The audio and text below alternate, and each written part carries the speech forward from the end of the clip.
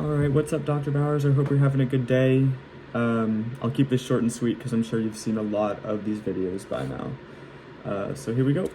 The concept for my project was a platform for solo backpackers and travelers to share their travel experiences with each other. So there's relationships with trips, trails, countries, flights, destinations, excursions, and safety features. There's no usernames, it's strictly a website, and it's kind of implemented with HTML and PHP like we've used in class. So for a little demo here, this is going to be the home page that people see when they first pull it up and can access from every page that they go to as well. First up, this unlock your adventure, explore by category is just going to be your simple search where you're getting an attribute here. So trip name, it's going to show you all the names that have been entered into the table already, so you can pick one that might interest you. Let's go, you get all that good info. And if you're feeling like you need a little bit more from it, you can click advanced search, and that's where the faceted search is going to come into play. Start date, get to choose your operator here. And then let's see, every trip that has been entered since my birthday. So it's going to hit you back with that specified query. Another thing that I wanted to kind of highlight with the trips is this trips analytics. You know, before you start searching around, if you wanted to take a look at, you know, how people were feeling on an average about their trip, I just kind of like to give people info as to how recent these trips are. So earliest and latest trip entered, and then organizing each country by average rating, descending with that rating, because you're only going to want to see those top ratings that, you know, you're spending a lot of money, you're going to want to go somewhere that's chill.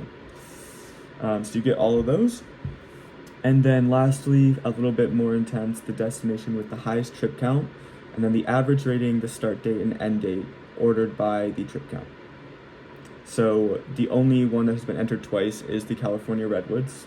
So that's going to be what pulls up. And then next, if you want to add, modify, or remove an experience from the database, you can do so down here. And we can go ahead and show you that with the trail. So first, it's important to grab a trail ID that hasn't already been used because that's the primary key. So I display that here. It doesn't look like 41 has been taken care of, so we can go ahead and use that. 41 is going to be automatically kind of mailed in as your trail ID, but it's important you might want to relate this to a trip. So let's just go with 7, trail name, Redwood Trailhead, trail location, Arcadia, difficulty 2, length in miles 2.5, and test. So insertion was successful, awesome, and we can return home. And then let's go check and see if that's in there. So trail name, what do we say this guy was? The Redwood Trailhead? There it is. So as you can see, there's an issue with the rating here, but if there was a rating that was supposed to go in here and I wanted to learn more about it, I would definitely click this link where I am getting a lot more info about what these ratings mean. So 1 to 5, you know, what am I getting myself into here? And then just a quick number of the ratings recorded so we know if people are even experiencing a 5 and if that's reliable or not.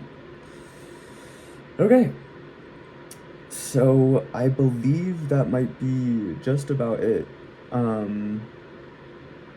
Let's go back to the pres. So for the ER diagram, I've got all of my relations mapped out here according to the Piazza post that you put up. The foreign keys are not marked. I have the cardinality constraints in accordance to how these foreign keys are set up. The only many-to-many relationship is this destination to trip. And anytime a destination or a trip is removed from the database, it also removes the feature table with that entry. Similarly, people are encouraged to remove any kind of like let's say there's a trip that someone was trying to remove from the database, they are required to remove all the relating flights from that as well. And that's a great point because I actually didn't remove anything yet. So let's go ahead and remove a flight. See a flight you'd like to update, do so here. Let's say I want to change up number 3. Want to update the airline flying out of Brazil to Delta. There we go, making sure everything's all set up. And there we go, all good. And then let's just say that flight went horribly wrong and I don't ever want to think about it ever again. Just take care of it. Flight's been removed.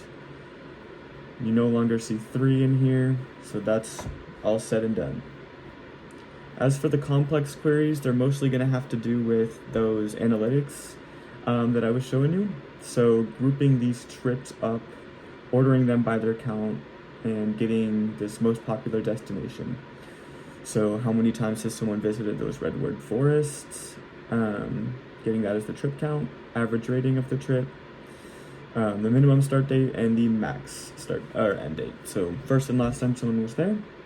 And then the second one was selecting our country by average rating, grouping by the country, just kind of figuring out if the place was good to go. Lastly, populating the data. Totally was with the chat on this one. It worked great, and I got some pretty cool results because I was able to still kind of put in destinations that I wanted to see up in my database. And then without further adu, testing challenges and next steps. So challenges were definitely kind of incorporating and naturally populating that many-to-many relation. I didn't really know how to do it without asking the user to do it themselves and trusting that they would do it right. Testing has just been me kind of going through, like I said, like we saw in the video today, like figuring out what was wrong with that rating, which I'm pretty sure it had to do with being an integer and not a string, like it was kind of entered as. And then next steps, I would say just trying to get more fluid and have fewer pages, because as you will see in the repo, I was not really aware that you could do multiple things on one page, and there are way too many pages in there. So yeah, thanks for everything, Dr. Bowers. I hope you have a great break.